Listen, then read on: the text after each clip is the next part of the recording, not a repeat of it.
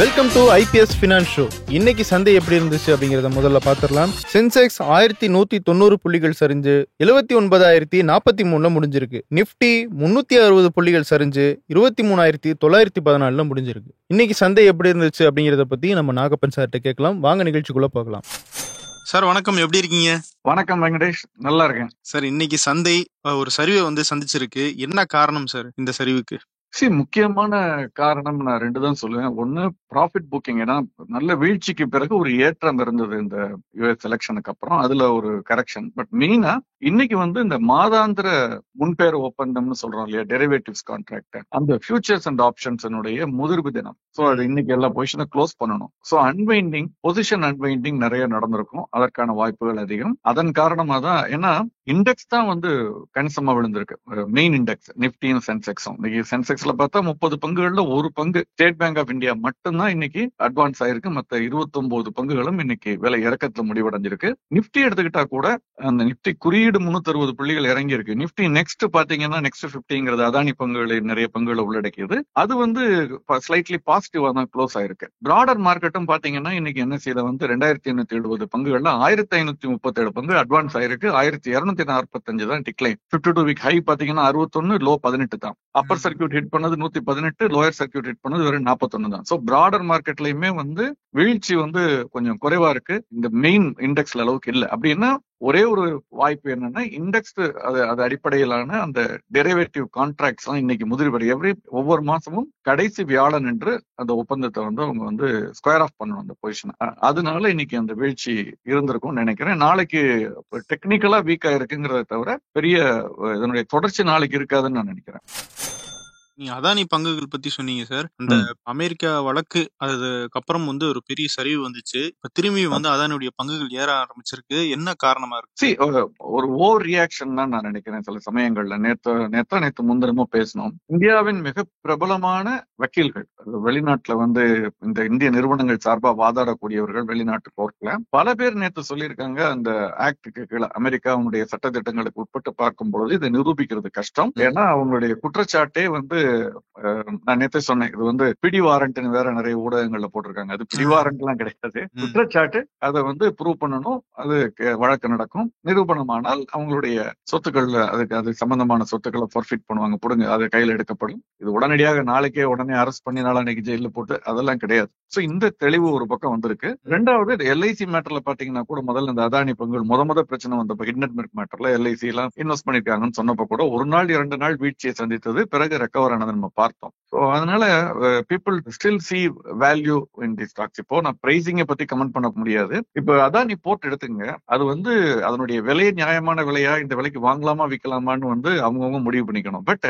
அவங்களுடைய extensive network பாருங்க, India முழுவதும் இருக்கக்கூடிய போர்ட்ஸ்ல அவங்க ஒரு ஆக்டோபஸ் மாதிரின்னு தவறான உதாரணமா போயிடும். பட் ஆனா அவங்க பறந்து விரிந்து எல்லா இடத்துலயும் அவங்க இருக்காங்க. இப்ப நீங்க ஒரு ரூட்ல சென்னையிலிருந்து திருநெல்வேலிக்கு ஒரே ஒரு பஸ் ஒருத்தர் ஓட்டுறாருங்கிறது எப்படி, சென்னையிலிருந்து ஒரு 25-30 நகரங்களுக்கு ஒவ்வொரு நகரத்திற்கும் 5 பஸ் ஓட்டுறாரு ஒருத்தர்னு வச்சுக்கோங்க. அவருடைய ஒரு கனெக்டிவிட்டி எப்படி இருக்கும், அவருடைய ரேட்ஸ் எப்படி இருக்கும், அவருடைய சக்சஸ் ரேட் எப்படி இருக்கும், அது மாதிரியான ஒரு லெவலுக்கு அவங்க இப்ப வந்துகிட்டு இருக்காங்க. இப்ப இந்த தற்காலிகமான செட்பேக்ல இருந்து வருவாங்கன்னு சந்தை நம்புகிறது. நம்ம பொறுத்திருந்து பார்க்கணும்.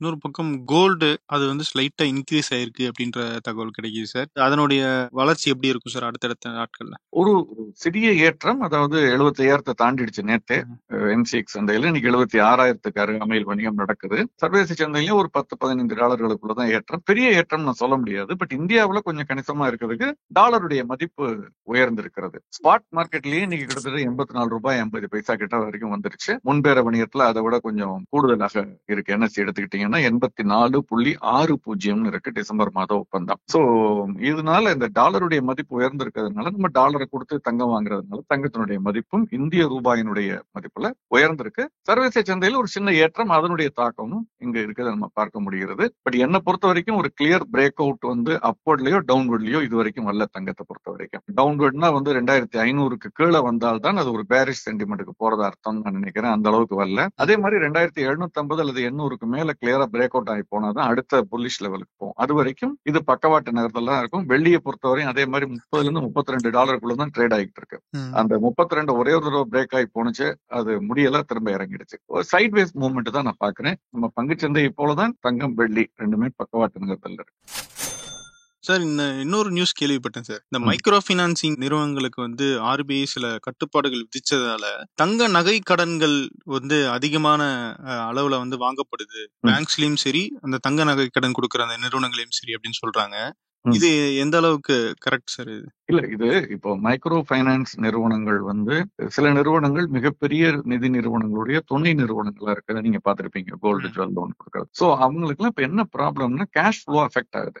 மத்திய ரிசர்வ் வங்கியினுடைய சில குறிப்பிட்ட சில தடைகளால் கட்டுப்பாடுகளால் உள்ளதுனால வந்து நிறைய அங்க அவங்க வெளியிடக்கூடிய கடன் பத்திரங்களுக்கு பெரிய அளவுல வரவேற்பு இல்லை. அப்ப அவங்கள்ட்ட பணம் இல்லைன்னா அவங்க லெண்ட் பண்ண முடியாது. அப்ப இவங்க எல்லாம் வங்கிக்கு தான் போயாகணும், அல்லது வெல் ரெகுலேட்டட் பிகர் என்பிஎஃப்சிஸ்க்கு போயாகணும். ரெண்டாவது, தங்கத்தினுடைய விலை எப்பொழுதெல்லாம் உயர்கிறதோ அப்ப இந்த நிறுவனங்கள் எல்லாமே நல்லா சிறப்பாக செயல்படுவார்கள். கடன் வாங்குவது தங்கத்தின் அடிப்படையில வந்து அதிகரிக்கும். ஏன்னா கிராம் வந்து $6,000 இருக்கும் பொழுது $5,000 கடன்னா $8,000 இருக்கும் பொழுது $7,000 கடன் வாங்க முடியும் இல்லையா? சோ அந்த அடிப்படையில வந்து ஒரு சிலரை இது பாதித்திருக்கு. அது வந்து ஒரு சிலருக்கு அது வந்து ஆதாயமாக சாதகமாகவும் இருக்கிறத நம்ம பார்க்க முடியுது. சார், இன்னொரு பக்கம் க்ரூடு அதனுடைய நிலைமை எப்படி சார் இருக்கு? க்ரூட் வந்து சர்ப்ரைசிங்லி இன்டர்நேஷனல் மார்க்கெட்ல பெரிய சேஞ்ச் இல்ல. ஒரு சின்ன ஏற்றம் 68 இருந்தது, இப்ப 69 ஆயிருக்கு. பட் உள்ளூர் சந்தையில பார்த்தீங்கன்னா வந்து டிசம்பர் மாத ஒப்பந்தம் $5,855, அதாவது கிட்டத்தட்ட 1% ஏறி இருக்கு. நேற்று 5,800 கீழே இருந்தது, இன்னைக்கு 5,855 ஒரு 1.25% ஏறி இருக்கு. இதுவும் அந்த டாலருடைய மதிப்பு உயர்தலுடைய தாக்கமா தான் இருக்கும்னு நான் நினைக்கிறேன். அதுதான், வேற எந்த விதமான, ஏன்னா இந்த டீவியேஷன்ங்கிறது சர்வதேச சந்தைக்கும் உள்ளூர் சந்தைக்கும் ரொம்ப குறைவா தான் இருக்கும். அது அதிகமா இருக்குன்னா டாலருடைய மதிப்பு மாறும் பொழுது இந்த மாதிரி நிகழும். அது இருக்கதை நான் பார்க்கிறேன். அதுவுமே பக்கவாட்டு நகரத்துல தான் இருக்கு. அந்த $68-69 இருந்து $71-72 தான் இருக்கு. அந்த $2-3 இருக்க வரைக்கும் அது பக்கவாட்டு நகர்தல். $75 அல்லது $76 டெசிசிவா 2-3 நாட்கள் தொடர்ந்து பிரேக் அவுட் ஆனிச்சுன்னா அடுத்த புல்லிஷ் லெவலுக்கு 80-85 போறதுக்கான வாய்ப்புகள் இருக்கு. இப்போதைக்கு அது இல்ல. ஒரே ஒரு விஷயம், இந்த டிசம்பர் மாதம் முதல் வாரத்துல வந்து ஓபெக் நாடுகளுடைய கூட்டம் இருக்கு. அவங்க வந்து இந்த அடுத்த ஆண்டு வந்து ஓவர் சப்ளை இருக்கும், அதனால ப்ரொடக்ஷனை கட் பண்ணணும்னு ஒரு குரூப் சொல்லிக்கிட்டு இருக்காங்க. ஏன்னா அவங்க ஆர்டிபிஷியலா ப்ரொடக்ஷனை உற்பத்தியை குறைப்பதன் மூலமாக விலையை தக்க வைத்துக் கொள்ளலாம் அல்லது விலையை ஏற்றலாம் அப்படிங்கிற இன்னொரு குரூப். அப்படி இல்லை, நம்ம வாய்ப்பு இருக்கும் பொழுது பயன்படுத்திக் கொள்ளணும், அதே உற்பத்தி செய்து நம்ம விற்பனை செய்யணும்னு இன்னொரு குரூப். சோ இவங்களுடைய சந்திப்பு இருக்கு. அதுல என்ன முடிவு எடுக்கிறாங்கிறத பொறுத்து கச்சா எண்ணெயினுடைய விலை வந்து அடுத்த வாரத்துல ஒரு தீர்மானத்துக்கு வரும்னு நினைக்கிறேன். வேற ஏதாவது முக்கியமான பங்குகளுடைய உயர்வுக்கு வேற ஏதாவது ஸ்பெஷல் காரணங்கள் அந்த மாதிரி ஏதாவது இருக்கா? இல்ல, நாளை பாத்தீங்கன்னா வந்து இது F&O இன்னைக்கு எக்ஸ்பைரி முடிஞ்சு புது டெரிவேட்டிவ் கான்ட்ராக்ட்ஸ் அடுத்த மாசத்துக்கானது வந்து வருது. சோ அதனால ஒரு பாசிட்டிவ் சென்டிமெண்ட் இருக்க வாய்ப்பு இருக்கு. அது தவிர பாத்தீங்கன்னா நாளைக்கு வந்து ஒரு புதிய பங்கு இந்த வாரம் திங்களன்று என்விரோ இன்ஃப்ரா அப்படிங்கிற நிறுவனத்தினுடைய IPO லிஸ்டிங் வந்து நாளைக்கு இருக்கு. இதுல குறிப்பிடத்தக்க விஷயம் என்னன்னா, இந்த பங்கு வெளியீடு ஒரு சிறிய வகையில் 650 கோடி தான். பட் ஆனா இதுக்கு வந்து 89 மடங்கு விண்ணப்பம் பெறப்பட்டது. அவங்களுக்கு எவ்வளவு பணம் தேவையோ அது போல 89 மடங்கு விண்ணப்பம் வந்து மிகப்பெரிய ஒரு வெற்றியை ஈட்டிய ஒரு IPO சமீப காலங்கள்ல. ஈவன் பல நிறுவனங்கள், வாரி எனர்ஜிக்கெல்லாம் கூட இவ்வளவு வந்ததா இவ்வளவு டிமாண்ட் ஏன் சார் அந்த கம்பெனிக்கு? இவங்க இருக்கக்கூடிய அந்த தொழில் வந்து ஒரு யூனிக் ஏரியா. ரொம்ப அதிகம் பேர் இல்லாத, அதாவது பங்குச்சந்தையில பட்டியலிடப்பட்ட நிறுவனங்கள்ல இந்த மாதிரி நிறுவனம் அதிகம் இல்ல. அவங்க வந்து இன்ஃப்ராஸ்ட்ரக்சர் ப்ராஜெக்ட்ஸ் பண்றாங்க, வாட்டர், சோலார் எனர்ஜி, இந்த மாதிரி பைப் லேயிங், அந்த மாதிரி உள்ள இன்ஃப்ராஸ்ட்ரக்சர்ஸ் டிசைன், EPC மாதிரி பண்றாங்க அவங்க. சோ அதனால இந்த மதிப்பு ஒருவேளை இருக்கலாம். பட் இது வந்து விலையிலையும் அதிகமா பிரதிபலிக்கும் என்ற எதிர்பார்ப்பு இருக்கிறது. பட் நான் நேத்தே சொன்னேன், எந்த புதிய பங்கும் பட்டியலிடப்பட்ட பிறகு ஓரிரு மாதங்களுக்கு பிறகு ப்ரொமோட்டர் அல்லது ஆங்கர் இன்வெஸ்டர் விற்கிறத பார்த்துட்டு அது எப்படி இருக்குன்னு பார்த்துட்டு நம்ம முதலீடு பண்றது பெட்டரா இருக்குமே தவிர, இந்த மாதிரி பட்டியலிடப்பட்ட அன்றையோ அல்லது மறுநாளே வாங்குறது விற்கிறதுங்கிறது ஒரு சிறு முதலீட்டாளரை பொறுத்தவரை சரியா இருக்காது. இன்னொரு விஷயம், இன்னைக்கு நீங்க எந்த பங்குகள் எப்படி இருந்ததுன்னு கேட்டீங்க. குறிப்பாக காப்பீட்டு நிறுவன பங்குகள் எல்லாம் HDFC லைஃப் உள்ளிட்ட பங்குகள் இன்னைக்கு ஒரு இறக்கத்தை சந்தித்தது. ஏன்னா அவங்களுக்கு வந்து உள்ள சட்டத்திட்டங்கள்ல இப்ப இன்சூரன்ஸ் பில்லு வேற வரப்போகுது. அதுல வந்து வெளிநாட்டு நிறுவனங்கள் நிறைய வரப்போறாங்க, போட்டி அதிகரிக்க போகிறது.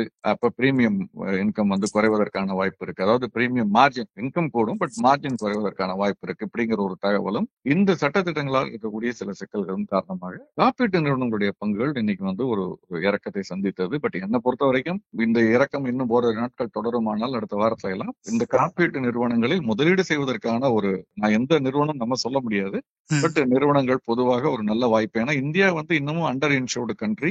இன்னும் சிங்கிள் டிஜிட்டா தான் நம்முடைய கவரேஜ்ங்கிறது இருக்கு. பெரும்பாலான விஷயங்கள்ல ஹெல்த் இன்சூரன்ஸ் அந்த மாதிரிலாம் எடுத்துக்கிட்டோம்னா கை காசை விட்டு தான் 80% மேல செலவு பண்றாங்க எல்லாரும். இப்ப பிபிஎல் ஃபேமிலிஸ் அரசாங்கம் பாத்துக்குது. நான் சொல்றது அடுத்த கட்டத்துல இருக்கவங்களுக்கு. இப்போ காப்பீட்டு நிறுவன பங்குகள் இன்னும் ஓரிரு நாட்கள் தொடர்ந்து இதே அளவு வீழ்ச்சியை சந்தித்தால் முதலீட்டிற்கான ஒரு நல்ல வாய்ப்பை கொடுப்போம் நம்புறேன். அப்படி முதலீடு அதிகரிச்சு போட்டிகள் அதிகரிச்சாவது ஜிஎஸ்டி குறைப்பாங்களா சார்? நிச்சயமா இது வந்து ரொம்ப ரொம்ப ஒரு நியாயமான ஒரு ஒரு ஒரு கோரிக்கைன்னு நான் நினைக்கிறேன். அரசாங்கம் நிச்சயமா அதுக்கு ஒரு காது கொடுத்தே ஆகணும். குறைக்கணுங்கிறது கூட இல்ல. இன்னும் என்ன கேட்டீங்கன்னா ஒரு படி மேல போய் டேர்ம் இன்சூரன்ஸுக்கும் ஹெல்த் இன்சூரன்ஸுக்கும் ஜிஎஸ்டியே இல்லைன்னு கூட சொல்லலாம். பட் அது முடியாத பட்சத்துல கூட ஒரு ஒரு குறிப்பிட்ட அளவு வரைக்கும் ஒரு கீழ் நடுத்தட்டு மக்கள் எடுக்கக்கூடிய காப்பீடுங்கிறது ஒரு 5 லட்சம் அல்லது 10 லட்சம் இருக்கும். அந்த மாதிரியான டேர்ம் இன்சூரன்ஸ், அந்த மாதிரியான ஹெல்த் இன்சூரன்ஸுக்காவது ஜிஎஸ்டி இல்லைன்னு சொல்லலாம். அல்லது கிரேடடா வைக்கலாம். 1 கோடி ரூபாய்க்கு மேல இருக்கிறதுக்கு நான் வந்து 18% போட்டு போங்க. 1 கோடி ரூபாய்க்கு மேல எடுத்து 40,000 பிரீமியம் கட்டுறவர் கட்டிட்டு போட்டோம். பட் 50 லட்சத்துக்கு 20 லட்சத்துக்கு டேர்ம் இன்சூரன்ஸ் எடுக்கிறவங்க, 5 லட்சத்துக்கு காப்பீடு எடுக்கிறவங்களுக்கு எல்லாம் நம்ம வந்து 18% ஜிஎஸ்டிங்கிறது ஒரு மிகப்பெரிய ஒரு பேர்டனா இருக்கும். அதை குறைக்கிறதுங்கிறது ஒரு சோசியல் வெல்ஃபேர் மெஷராவே அல்லது ஒரு கடமையா தான் நான் பாக்குறேன். அரசாங்கத்தை பொறுத்தவரை செய்வாங்கங்கிற மாதிரி எனக்கு ஒரு நம்பிக்கை இருக்கிறது.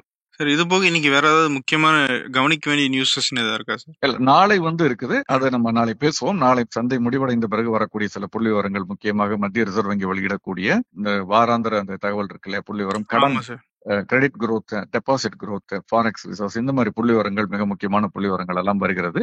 அது நாளை நம்ம திங்கள் என்று விவாதிப்போம். ஓகே சார், நம்ம நிறைய விஷயங்கள் பேசியிருக்கோம் சார். தொடர்ந்து நாளைக்கு நிகழ்ச்சியில சந்திப்போம் சார். சந்திப்போம். நன்றி சார். நன்றி.